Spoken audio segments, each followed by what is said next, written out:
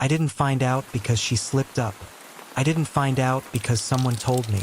I found out because a stranger smiled at me, like she knew something I didn't, and that smile ruined my entire life. It happened on a random Tuesday afternoon, the kind of day you don't remember because nothing is supposed to happen. I had just left work early, nothing serious, just a meeting that got canceled, and I decided to grab coffee before heading home. Same place I always go, same order, same routine. Normal. That's the word that keeps replaying in my head. Because 5 minutes later, nothing about my life was normal anymore. I was standing near the counter when I noticed her. She wasn't doing anything strange. Just sitting by the window, laptop open, occasionally glancing up. But when our eyes met, she smiled. Not a polite smile. Not a random we made eye contact smile. It was something else. Something knowing. Like she recognized me. I frowned slightly, trying to place her, but nothing clicked. I had never seen her before. I would have remembered. She had that kind of face. Sharp, confident, the kind that doesn't blend into the background. I looked away, brushed it off, and grabbed my coffee. But then it happened again. As I turned toward the exit, I caught her looking at me. And this time, she didn't even pretend to look away. She just held my gaze and smiled again. Slowly, deliberately. That's when something in my gut twisted. You know that feeling when something's wrong, but you don't have proof yet? Yeah. That I should have left. I should have walked out, gone home, and forgotten about it. But I didn't. Instead, I walked over to her table. I don't even know why. Breathe? Curiosity. Instinct. Do I know you? I asked, keeping my tone neutral. She closed her laptop slowly, like she'd been expecting me to come over. No, she said calmly. Then she tilted her head slightly. But I know you. My chest tightened just a little. Okay, I said, forcing a small laugh. That's not creepy at all. She smiled again, still calm, still in control. You're Ethan, right? That made my stomach drop. Because yeah, I am. But I never told her that. How do you know that? I asked. She didn't answer immediately. Instead, she reached into her bag and pulled out her phone, tapped the screen once, then turned it toward me. Because of her, I looked down, and everything inside me went cold. It was a photo. My wife, standing in our kitchen, wearing the hoodie I bought her last winter, smiling, but not at me, at the person taking the picture. My brain didn't process it at first. It just froze. What is this? I asked quietly. The woman leaned back in her chair, watching me carefully. That's your wife, right? I swallowed. Yeah. She nodded slowly. Good. Just making sure we're talking about the same person. My hands tightened around the coffee cup. What the hell is this? I repeated louder this time. She didn't flinch. She told me her name was Lauren, she said. That's not her name. I know, she replied calmly. That's kind of the point. My heart started pounding now. Loud, heavy. Start talking, I said. And that's when she dropped the first bomb. I've been seeing her for 6 months. Silence. Complete silence in my head. Like everything just shut off for a second. What? I finally said. She told me she was single, the woman continued. No husband. No complicated past.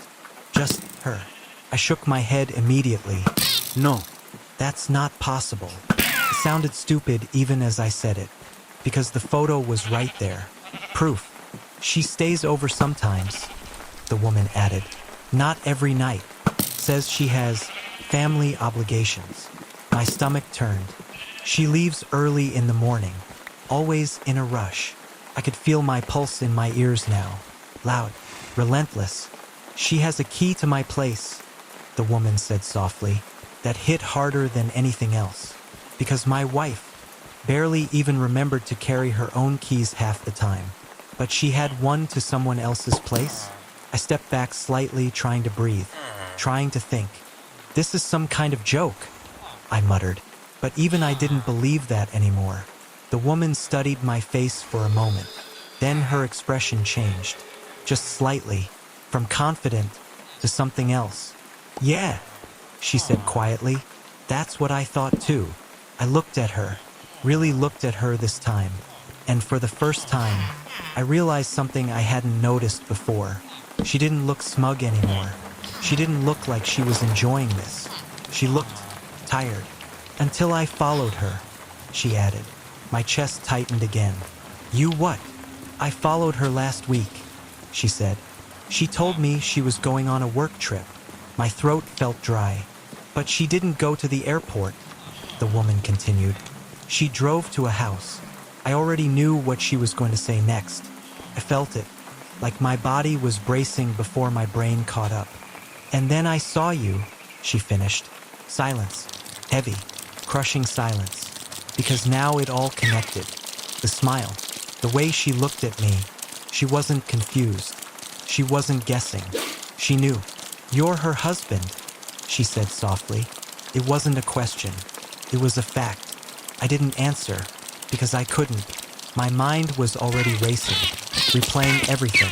Late nights, work calls, the way she guarded her phone sometimes, the random mood swings, the distance, all the things I ignored, because I trusted her, because I loved her, because I never thought I'd be the guy sitting in a coffee shop, finding out his wife had another life, with someone else. I ran a hand through my hair, pacing slightly now. This doesn't make sense, I said, but it did. That was the problem. It made too much sense. Yeah, the woman said quietly. I know. I stopped pacing, looked at her again, and asked the one question that changed everything. Why are you telling me this? She held my gaze. No hesitation this time. Because she's lying to both of us. Pause. Then, and I think there's more she's not telling either of us. Something about the way she said that, cold, certain, made my chest tighten again. What do you mean? I asked. She didn't answer right away. Instead, she reached into her bag again, pulled out something else. Not her phone this time, a folded piece of paper. She placed it on the table between us and slid it toward me. Because I found this in her bag, she said. I stared at it, heart pounding again. Slowly, I picked it up, unfolded it, and the moment I saw what was written on it, I realized this wasn't just cheating. This was something else entirely, something bigger, something worse, and I had no idea how deep it went yet. I didn't react right away. That's the part that still confuses me when I think back on it. Most people would have snapped, yelled, thrown something, lost control. But me, I just stood there, staring at that bag like it had all the answers. And none of them were good. Ethan, Lauren said again, her voice softer this time, careful, like she was testing the ground before stepping. I didn't look at her, didn't look at him either. My eyes stayed locked on that half-open bag, because something about it felt wrong. Not just this guy doesn't belong here wrong. Something deeper, colder. What's in the bag? I asked quietly. Neither of them answered. That told me everything. I finally looked up, first at her, then at him. His face was tense now, not scared exactly, but alert, like he was calculating. That pissed me off more than anything. You gonna answer me? I said a little sharper. It's nothing, Lauren said quickly. Too quickly. It's just. Stop. I cut her off. My voice came out calm. Too calm, because now I knew. Whatever was in that bag mattered. A lot. I walked past them slowly, not breaking eye contact with the guy. He shifted slightly, like he was debating stepping in front of me. Don't, I said quietly. He froze. Good, because I wasn't in the mood for games anymore. I reached the desk, looked down at the bag. My hand hovered over the zipper for a second. And in that moment, everything felt still, like the entire world was waiting for me to open it. Pulled it open, and what I saw inside didn't make sense at first. It wasn't clothes. It wasn't anything normal. It was documents, stacks of them, organized, clipped together, folders, names, numbers, and right on top, a file with my name on it. My entire body went cold. What the hell is this? I whispered. Neither of them moved, didn't say a word. I picked it up slowly, opened it, and my stomach dropped so fast it felt like I couldn't breathe. Because inside was my life, not metaphorically, literally. My full name, my work history, my salary, my bank details, my schedule, even notes, actual notes, like leaves home at consistent hours, predictable routine, low suspicion personality. I felt my hands start shaking, not from heartbreak this time, from something else, something darker. I flipped through more pages. There were photos too, of me leaving the house, at work, at the gym, taken from angles I didn't even recognize, like someone had been watching me, tracking me, for a long time. Slowly, I lifted my head and looked straight at Lauren. Her face had changed. She wasn't just caught cheating anymore. She looked terrified. "What is this?" I asked, this time louder, demanding. She shook her head slightly. "Ethan, I can explain." No, Isnapa. "You don't get to say that. Not right now." I turned to the guy. "Who are you?" He didn't answer immediately, just stared back at me. Then finally, "My name's Ryan." I laughed. Short, sharp, cool. "Ryan, why do you have a file on me?" Silence. Again. I stepped closer. "You better start talking." Lauren moved then, stepping between us slightly. "Ethan, please, this isn't what you think." I looked at her slowly. "Then tell me what it is." Her lips parted, but nothing came out, because she didn't have a good answer, because there wasn't a good answer. Ryan exhaled slowly, like he was making a decision. Then he spoke. "She wasn't supposed to tell you." That sentence hit weird. Not, "We weren't supposed to get caught." Not, "This isn't what it looks like." No, she wasn't supposed to tell you. Like this was planned, structured, controlled. My chest tightened again. "Tell me what?" I asked quietly. He looked at Lauren. She shook her head slightly, almost pleading, but he ignored her. "About the deal." Everything in my body went still. "What deal?" Lauren stepped forward quickly now. "Ryan, don't. It's already done." He cut her off. Then he looked back at me and said something that made my entire reality shift. "She was supposed to get close to you." Silence. Heavy. "Wrong." "What?" I said, but it didn't come out like a question. It came out like I already knew it was true and just didn't want to accept it. Ryan didn't look away. "She was assigned to you." Assigned. That word echoed in my head, over and over. "No," I said immediately. "No, that's not." But even as I said it, my brain was already connecting things. Too many things. Too fast. "How long?" I asked. My voice was different now. Lower. Colder. Ryan hesitated. Just for a second. Then, "From the beginning." That broke something. Not loudly. Not dramatically. Just quietly. Like a crack spreading through glass. I looked at Lauren. Really looked at her. Every memory. Every moment. Every "I love you." Every late night. Every laugh. All of it suddenly felt fake. Manufactured. Placed. "You're lying," I said, but it didn't sound convincing anymore. She stepped toward me. Tears in her eyes now. Real tears. Or at least, they looked real. "It wasn't supposed to be like this," she said. I stepped back immediately. "Don't." She froze. "Don't come near me," I added. My chest felt tight, like I couldn't get enough air. "Who sent you?" I asked Ryan. He didn't answer, which was answer enough. "This is illegal," I said. "This is insane." Ryan gave a small, humorless laugh. "You think this is illegal?" he said. That tone, that confidence, that made my stomach drop even further. Because people who are scared don't talk like that. "What does that mean?" I asked slowly. He held my gaze and said, "It means you don't know what you're involved in." That sentence, that one sentence, shifted everything. Because suddenly, this wasn't just about betrayal, or cheating, or lies. This was something bigger, something I didn't understand yet. And somehow, I was right in the middle of it, without even knowing.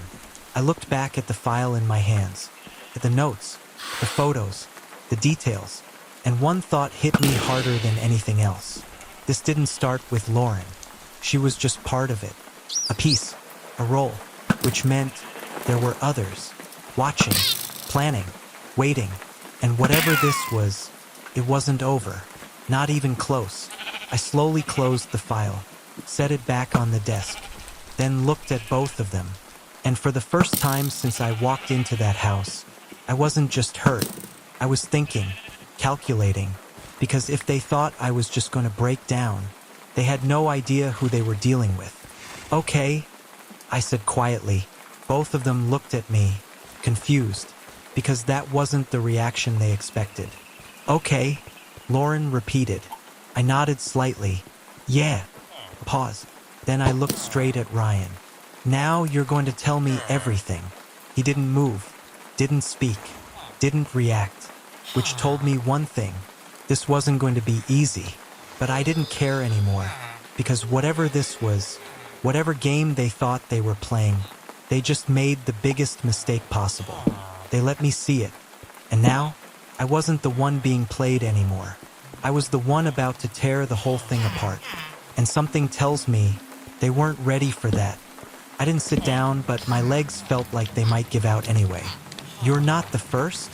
I repeated, my voice quieter now, but sharper. What the hell does that even mean? She didn't rush to answer. That was the worst part about her. She didn't panic, didn't stumble, didn't act like someone caught in a lie. She moved like someone who had already lived this moment before, like she knew exactly where this was going. It means, she said slowly, that when you walked into my house last night, you weren't discovering anything new. You were stepping into something that's been going on for a long time. My stomach twisted. Stop talking in riddles. Just say it. She looked at me for a second, like she was measuring how much I could handle, and then she said it. He's done this before. 3 words. Simple, clean, but they hit harder than anything else. Before. Not just me, not just her. Before us. I let out a dry laugh, but there was no humor in it. So what? I'm just one of many? Is that what you're telling me? Her expression didn't change. I'm telling you you're not the first person he's built a life with at the same time as someone else. That was worse. Way worse. Because cheating was messy, impulsive, selfish. But this was structured, intentional, planned. You're lying, I said. But even as I said it, my voice didn't believe it. You have to be. This doesn't even make sense. She didn't argue. She just pushed herself off the counter and walked over to a drawer. When she opened it, I felt something in my chest tighten again. Like my body already knew I wasn't gonna like whatever came next. She pulled out a small stack of papers. Not dramatic, not aggressive, just quiet evidence. And then she placed them on the table between us. Look, she said. I didn't move at first. I didn't want to, because as long as I didn't look, there was still a tiny piece of me that could pretend this wasn't real. But that piece was already dying. So I stepped closer, and I looked. At first, it didn't register. Just documents, forms, names. Then it clicked. Different addresses, different timelines.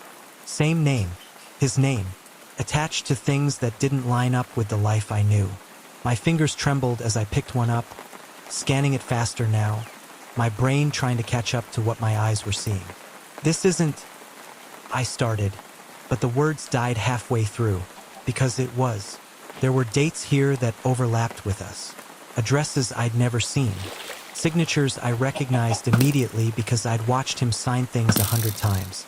This is fake, I said, but now it sounded weak. It has to be fake. She shook her head once. I thought that too, the first time I saw it. First time. There it was again. That same phrase. Like this wasn't a one-time discovery for her either. My head snapped up. What do you mean, first time? She hesitated, just for a second. Then she said something that made my blood run cold. Because I wasn't the first one either. The room felt like it shifted under me. "What?" I whispered. She exhaled slowly, running a hand through her hair like she was tired of carrying this alone. When I met him, I thought I was the only one. He was convincing, careful. Everything felt real. Until one day, someone showed up. My heart started pounding again.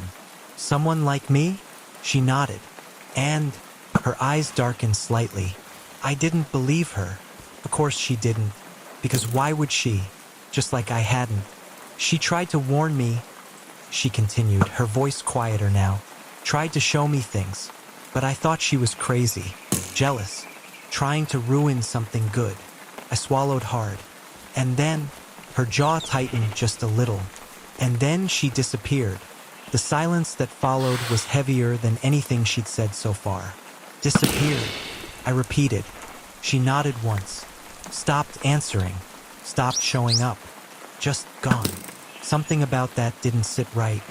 "People don't just disappear," I said. Her eyes met mine again, and this time there was something different in them. Something darker. "Yeah," she said. "That's what I told myself too." A chill ran down my spine, because suddenly, this wasn't just about betrayal anymore. This was starting to feel dangerous. "You think he what?" I couldn't even finish the sentence.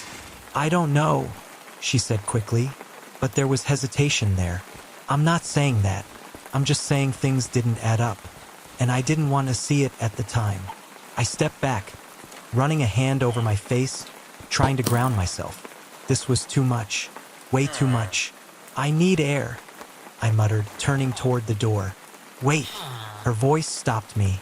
I froze but didn't turn around. "You can walk out right now," she said, "and pretend this is all just some insane situation you don't have to deal with. Or you can stay and actually find out the truth." The truth. I almost laughed again, because what truth was left at this point? But something kept me there. Maybe it was the way she said it. Maybe it was the fact that everything she'd shown me so far had been real. Or maybe it was the feeling in my gut that if I walked away now, I'd regret it. Slowly, I turned back. "What else do you know?" Her expression shifted slightly, like she'd been waiting for that question. "Enough to know this isn't over," she said. That didn't make me feel better. "What does that mean?" She walked back to the table, tapping the papers lightly. "It means," she said, "that if we're going to figure out what he's really been doing, we can't do it alone." Isterte here. Because there it was, the thing I hadn't expected. Not anger, not competition, not blame, an offer, and I didn't know what to do with it. "You're asking me to trust you?" I said. A small, almost sad smile touched her lips. No. "I'm asking you to trust the situation." That was a terrible pitch, but somehow it made sense, because this wasn't about liking each other. This wasn't about friendship. This was about survival, about understanding something that was clearly bigger than both of us. "What exactly are you suggesting?" I asked slowly. Her eyes locked onto mine. "We find out how many lives he's been living," she said, "and we make sure he can't keep doing it." A silence stretched between us, heavy, charged, because deep down, I knew this wasn't going to be simple. It wasn't going to be clean, and it definitely wasn't going to end the way either of us expected. But I also knew one thing for sure. I couldn't go back to not knowing. I couldn't pretend this didn't exist. And if there really were more people out there, more lives, more lies, then walking away wouldn't protect me. It would just make me the next person who didn't see it coming. I took a slow breath, then nodded once. "Fine," I said, "but if this turns into some kind of game..." "It won't," she cut in. Her tone was firm now, certain, almost too certain, and that made something in my chest tighten again, because people who sounded that sure usually knew more than they were saying. And as I stood there, agreeing to something I didn't fully understand, a single thought settled quietly in the back of my mind. What if the biggest lie still hadn't been revealed yet? The next morning didn't feel real.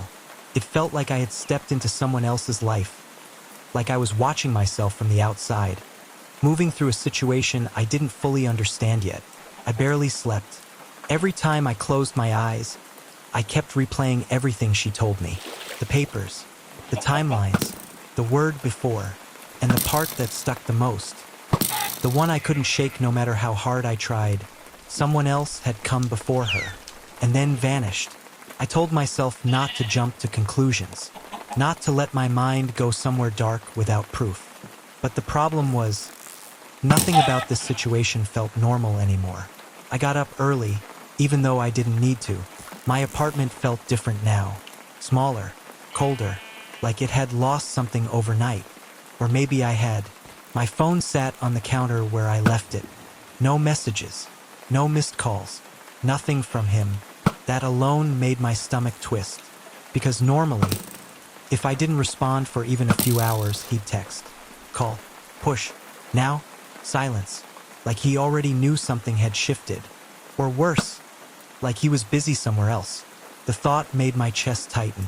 I grabbed my phone, opened our messages, and stared at the last thing he sent me. A simple call me when you wake up. That was it. No explanation. No urgency. Just casual. Like everything was normal. Like I hadn't just walked into another woman's house and watched my entire reality collapse. My fingers hovered over the screen. I could call him, right now, confront him directly, end this. But something stopped me. Her voice. If we're going to figure out what he's really been doing, we can't do it alone. I hated that she might be right. I hated that I was even considering trusting her. But I also knew, if I called him now, he'd control the narrative. He'd twist it, smooth it over, make me doubt everything I had just seen. He was good at that. Too good. So instead, I locked my phone and set it back down, and made a different decision. I was going back. When I knocked on her door this time, it felt different. Less like I was walking into a confrontation, and more like I was stepping into something dangerous. She opened the door almost immediately, like she had been expecting me. No surprise. No hesitation. Just a quiet nod. Come in. I stepped inside, scanning the space again, but this time with a different perspective. Last night, I saw a life that wasn't mine. Today, I saw evidence. Did he contact you? She asked as she closed the door behind me. No, I said. You? She shook her head. Not yet. That didn't sit right. Is that normal? I asked. Her lips pressed together slightly. No. That single word made the tension in the room tighten. Because if he wasn't reaching out to either of us, then what was he doing? Or who was he with? You said we needed to figure this out, I said, crossing my arms. So where do we start? She didn't answer right away. Instead, she walked over to the kitchen table where the papers still sat, neatly stacked like they had been waiting. We start with patterns, she said finally. Patterns? She nodded. He's not impulsive. Everything he does is structured, timed, controlled.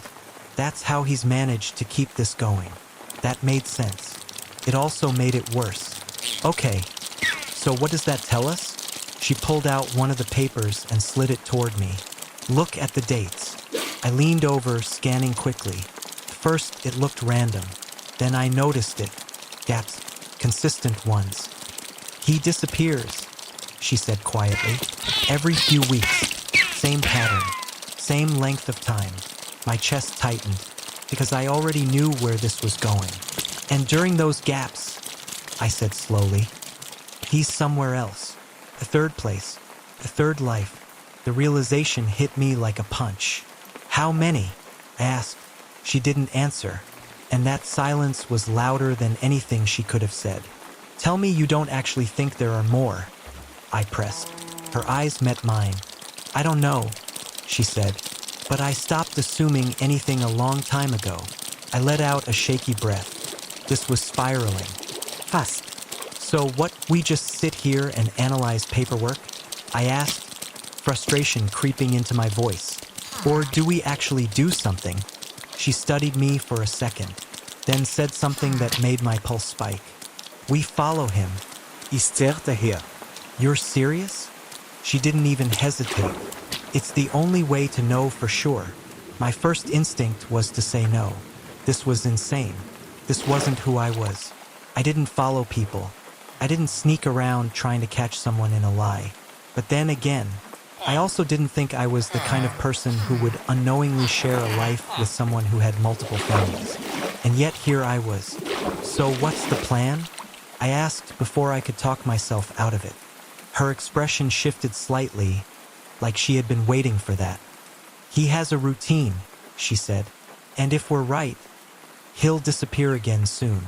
And we just follow him when he does? She nodded. And if we're wrong? Her gaze didn't waver. Then we walk away knowing the truth. That sounded simple. Too simple. But I knew it wasn't going to be. Nothing about this was. Okay, I said finally. We do it. For a moment, neither of us spoke. Because that was it. That was the point where things crossed a line. Where this stopped being about suspicion and became something else entirely. Something real. Something risky. Something we might not be able to walk back from. Then her phone buzzed. The sound cut through the silence like a knife. We both froze. Her eyes dropped to the screen. And then her expression changed. Subtle, but enough. What? I asked immediately. She didn't answer right away. She just turned the phone slightly so I could see. My stomach dropped because the name on the screen was his, and the message preview was short. Too short. I'll be gone for a few days. Don't wait up. That was it. No explanation. No details. Just confirmation. My heart started pounding. Because this was it. The pattern. The gap. Happening in real time. She looked up at me slowly. And for the first time since I met her, there was no calm in her eyes. Just certainty. He's starting another cycle. A chill ran through me. Because suddenly, this wasn't a theory anymore. This wasn't suspicion. This was happening. Right now. And we were about to follow it straight into something we didn't fully understand. I swallowed hard. When does he leave? She glanced back at the message. Soon, she said. He always does. My pulse quickened. Then we don't have much time. She shook her head slightly. No, we don't. And as we stood there, both realizing exactly what we were about to do, one thought settled heavily in my mind.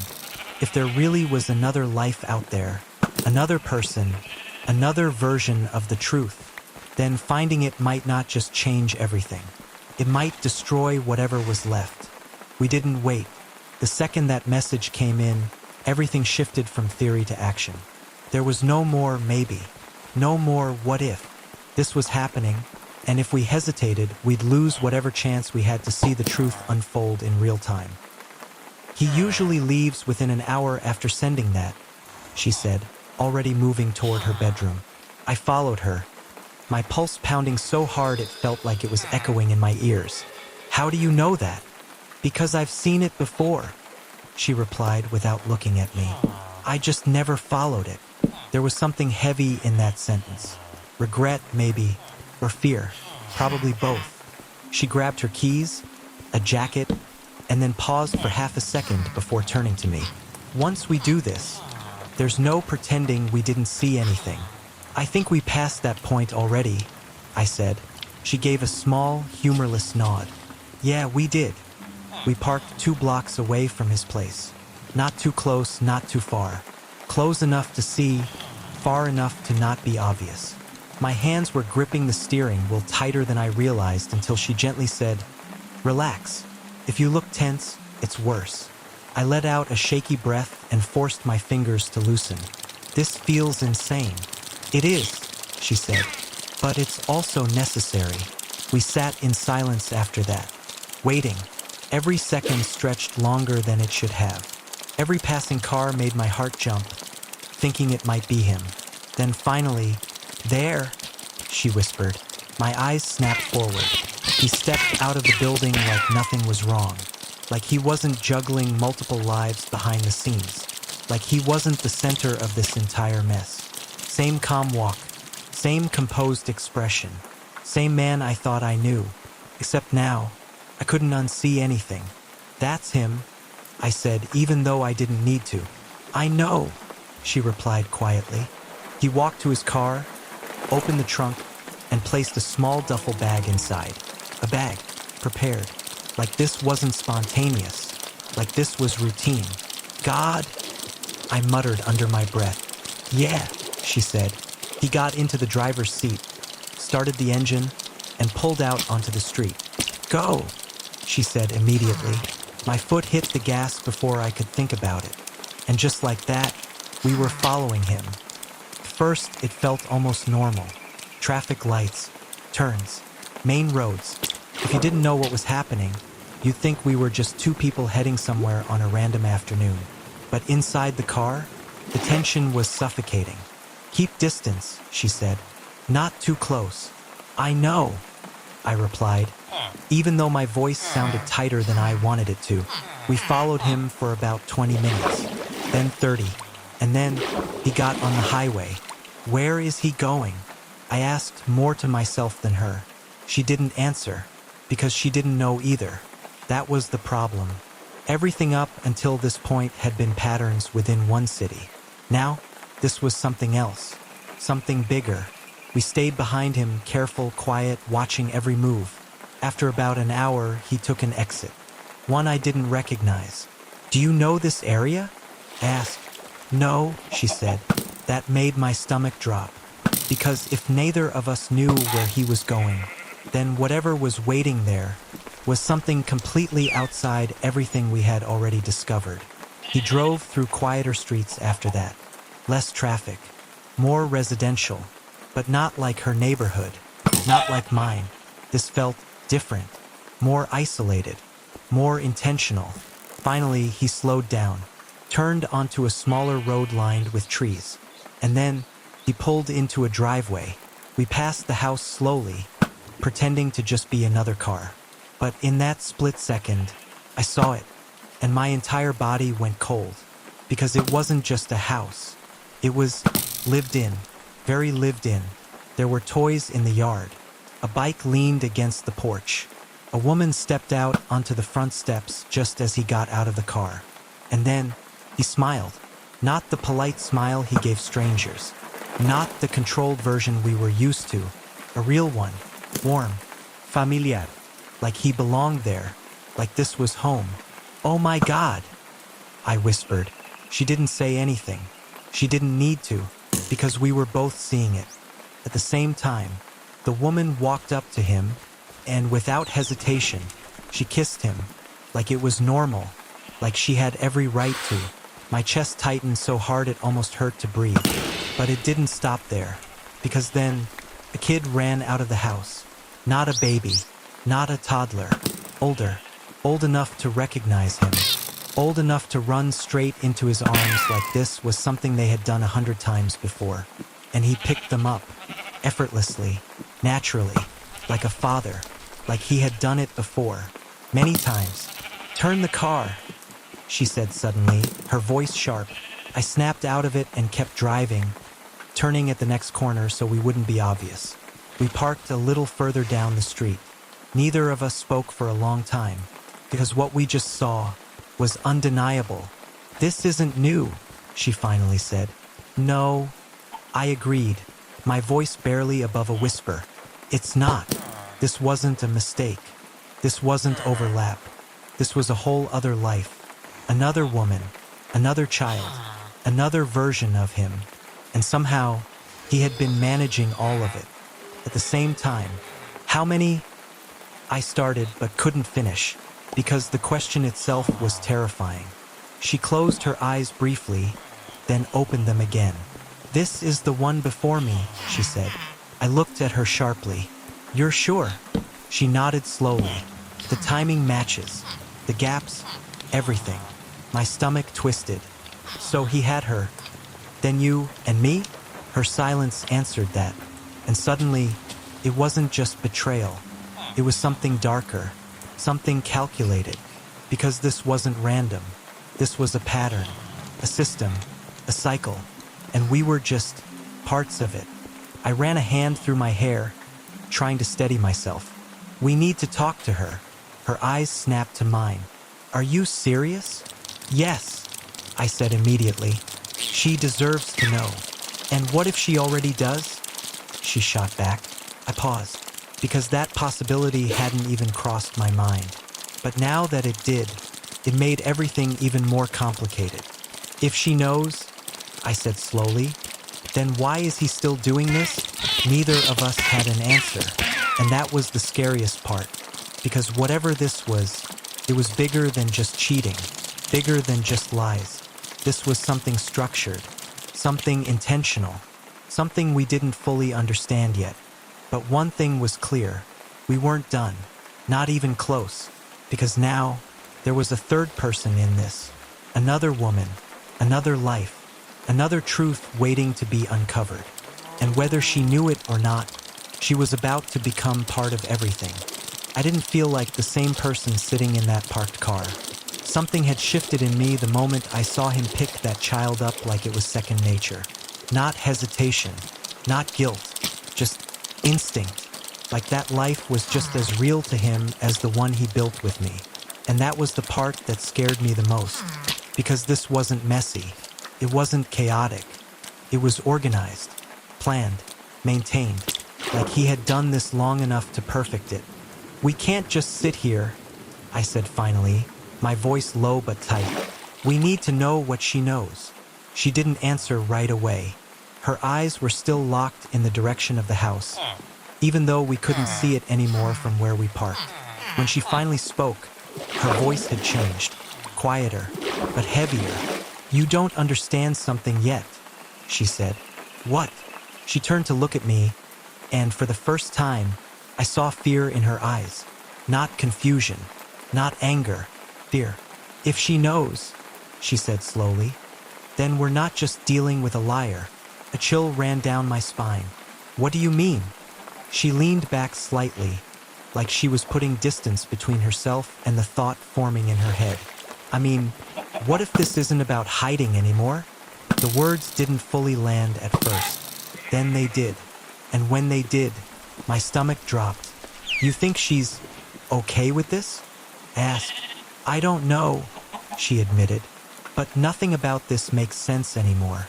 Not the timing, not the pattern, not the fact that he hasn't tried to fix anything with either of us. She was right. That part had been bothering me too. He wasn't panicking. He wasn't chasing. He wasn't even trying to control the situation. He just moved on, like we were temporary, like we were replaceable, like we were never meant to last. That doesn't make sense, I muttered. Why keep building new lives if he's just going to walk away from them? She didn't respond, but the silence between us started to feel heavy, like the answer existed. We just didn't want to say it out loud. Then suddenly, she reached for the door handle. I'm going, she said. My head snapped toward her. What? Right now? Yes. That's a terrible idea, I said immediately. We don't know anything about her, about what she might do. Exactly, she cut in. And we're not going to find out sitting in this car. She opened the door before I could argue further. And against every rational thought in my head, I followed her. Walking up to that house felt unreal. Every step felt heavier than the last, like my body was trying to warn me to stop. But I didn't. Neither of us did. We reached the front door, and for a second, neither of us moved. You knock, she said quietly. Why me? Because he's less likely to have warned her about you. That made sense. I hated that it did. I raised my hand and knocked. Once, twice, and then footsteps. Slow, measured, not rushed, not surprised. The door opened, and there she was, up close this time. She looked normal. That was the strangest part. No sign of chaos, no sign of confusion. Just a woman standing in her own home, looking at two strangers on her doorstep. Her eyes moved between us, assessing. Calm. Too calm. Yes? She asked. I swallowed hard. This is going to sound strange, but we need to talk to you about him, she said, finishing my sentence. My heart skipped. You know? I asked. Her gaze didn't change. Of course I know. The words hit like a slap. Beside me, I felt her stiffen. "You know about us?" she asked, her voice sharper now. The woman's lips curved slightly. Not a smile. Something else. Something colder. "I know about all of you," she said. "All of you." My chest tightened instantly. "What does that mean?" I asked, my voice barely steady. She stepped aside from the doorway. "Come in," she said simply.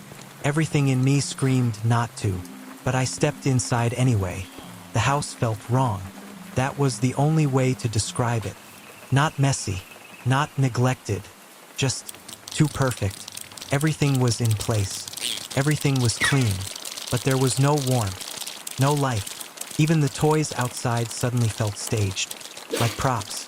"Sit," she said, gesturing toward the living room. We didn't sit. Not immediately. "Explain," she said instead, turning to face us. "You already know," I replied, trying to keep my voice steady. "So maybe you should be the one explaining." For a moment, neither of us spoke. Then she sighed softly, like we were wasting her time. "You're late," she said. "Late for what?" The woman beside me snapped. Her eyes flicked to her. "For understanding," she replied calmly. A cold wave moved through my body. "What are you talking about?" She tilted her head slightly. "Did he ever tell you where he goes when he leaves?" she asked. "No," I said. "Did he ever let you see his phone without hesitation?" No. "Did anything about him ever feel off?" Silence. Because yes, it had. In small ways. Things I ignored. Things I brushed off. Things that didn't make sense but weren't big enough to question. Until now. She watched my reaction closely, then nodded. "Exactly. What exactly?" I demanded. She stepped closer, and when she spoke again, her voice dropped. "He doesn't just have multiple relationships," she said. My stomach twisted. "Then what does he have?" Her eyes locked onto mine, and for the first time, I saw something behind them, something dark.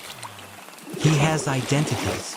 The word hit differently, heavier, wrong. "What does that mean?" I asked slowly. "It means," she said, "the man you think you know isn't one person." A cold silence filled the room. "No," I said immediately. "That's not possible." But even as I said it, something inside me hesitated. Because nothing about this had been normal so far. Different names, different lives, different histories, she continued, and none of them overlapped by accident. I felt like the ground was shifting under me. "You're saying he's been pretending to be multiple people?" I asked. "I'm saying," she corrected, "he's been living as them. That was worse. So much worse." Beside me, I heard a quiet, shaky breath. "This doesn't make sense," she whispered. "It does," the woman replied calmly. "You're just seeing it too late." My head was spinning now. "Why?" I asked. "Why would anyone do something like that?" She looked at me for a long moment, and then she said something that made everything inside me drop. "Because he's done it before." The room went silent, completely silent. "How many?" I asked, my voice barely there. She didn't hesitate. "More than you want to know." A chill crawled up my spine, because suddenly, this wasn't just betrayal anymore. This wasn't just one man lying to a few women. This was something deeper, something darker, something that had been happening long before I ever entered the picture. And the worst part, we had no idea where it ended, or if it even did. For a few seconds, no one said anything. It felt like the air itself had stopped moving. "He has identities." Those words kept echoing in my head like something I couldn't process, no matter how many times I tried to understand it. "That's not possible," I said again, but this time it came out weaker. "You're saying he's what? Some kind of con artist? Living fake lives?" She didn't react. "If that's the version you need to believe right now, sure," she said calmly. That answer made my skin crawl, because it wasn't denial. It wasn't explanation. It was acceptance. Like she already knew I wasn't ready for the real answer. "Then what's the real version?" I pushed, She stared at me for a long moment, and then she said something that made my chest feel tight. He doesn't build these lives for love. Silence. Then why? The woman beside me asked, her voice shaking slightly now. The woman in front of us took a slow breath. For access. That word didn't make sense at first. Access to what? I asked. Her eyes moved between us. Money, information, legal ties, identity leverage. It depends on the person. My stomach dropped because suddenly everything started connecting. The control, the patterns, the calculated timing. He chooses people strategically, she continued. Different professions, different financial levels, different social circles. I felt sick. You're saying we weren't random? No, she said. You were selected. Selected. Like we were part of something. Like we weren't people. We were assets. I took a step back without realizing it. That's insane, I whispered. Why hasn't anyone stopped him? Her expression didn't change. Because no one ever sees the full picture, she said. They only see their version of him. That hit hard. Because it was true. Until now, I only knew my version. She only knew hers. And the woman before us knew more than both of us combined. Then why tell us? I asked. Why not just stay quiet like before? For the first time, she hesitated. Just slightly. Then she said something that made my stomach twist. Because this time is different. Every nerve in my body tightened. How? She looked at me directly. Because he's slipping. The room went still again. What does that mean? It means, she said slowly, he's overlapping too much, losing control of the timing.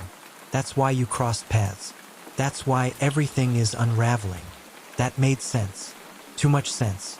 And when that happens? I asked. Her jaw tightened slightly. He resets. A cold wave hit me instantly. Resets how? She didn't answer right away. And that silence, that hesitation, that was the scariest part of all. Say it, I demanded. Her eyes locked onto mine. And when she finally spoke, her voice dropped just enough to make it worse. He disappears. The words hung in the air like something final. Disappears. I repeated. You mean leaves? Starts over. She didn't blink. I mean disappears. My chest tightened. People don't just vanish, I said quickly. There are records, trails, something. You think there aren't? She cut in. Her tone wasn't loud, but it was sharp enough to stop me. You think you're the first person to question this? She continued. You think I didn't try to dig? To find the ones before me? I didn't answer, because I already knew. And? The woman beside me asked quietly, her lips pressed together. I found gaps, she said. Lives that just ended. No closure. No explanation. Just silence.